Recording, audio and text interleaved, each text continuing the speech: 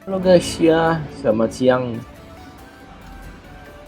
teman-teman sekalian ya. Jadi topik yang akan saya bawakan hari ini itu tuh sebenarnya relate ya dengan kita semua, yaitu tentang menabung. Jadi di sini satu kalimat yang saya akan buka dengan satu statement, yaitu bahwa menabung itu akan membuat kalian miskin ya. Jadi orang yang menabung akan makin miskin. Menabung itu hanya untuk orang miskin. Mungkin kalian bertanya-tanya ya, kok bisa ya? Padahal kita diajarkannya itu menabung pangkal kaya. Tapi yang jadi masalah di sini adalah bahwa um, menabung aja itu gak cukup. Kalian harus paham cara cara agar uang bisa bekerja cara membuat uang bekerja buat kita. Jadi sini saya akan membahas tentang salah satu musuh utama ya dari semua faktor, hanya ada satu, yaitu inflasi ya.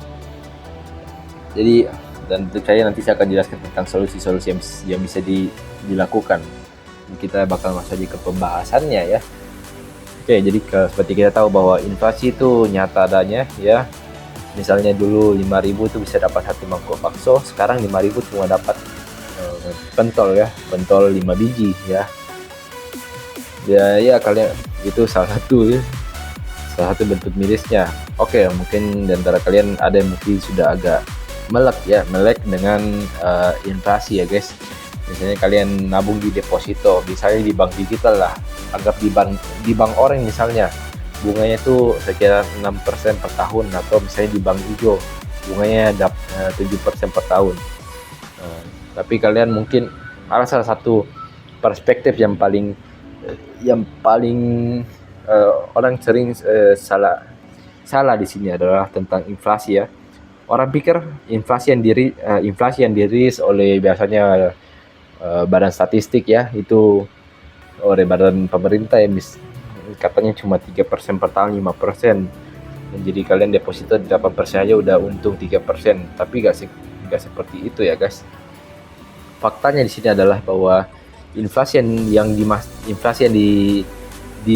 dirilis oleh pemerintah badan resmi itu adalah inflasi yang tidak termasuk dengan bahan makanan dan energi ya.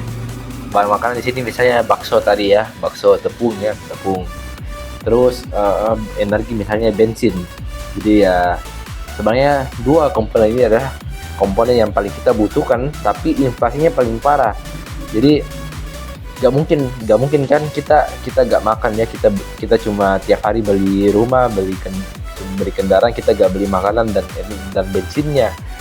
Jadi ya faktanya di sini contoh nyatanya aja ya.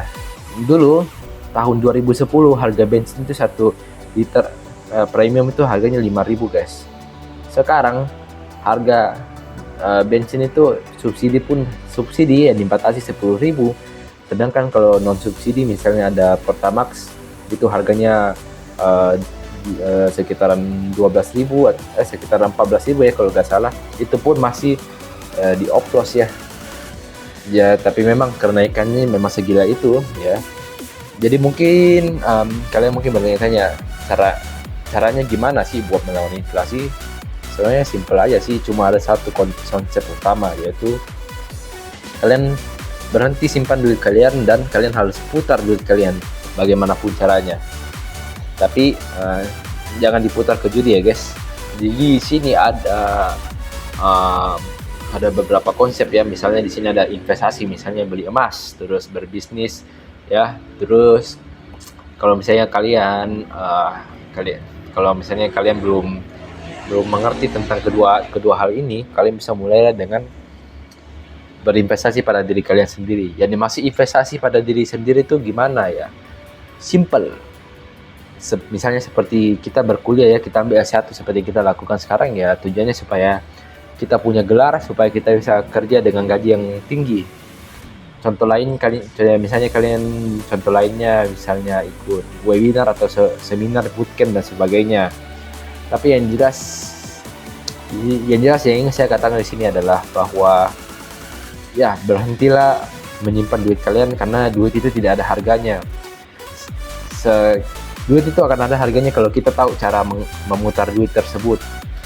Jadi ya lebih baik terlambat daripada tidak pernah sama sekali. Saya ulangi lagi ya, lebih baik kalian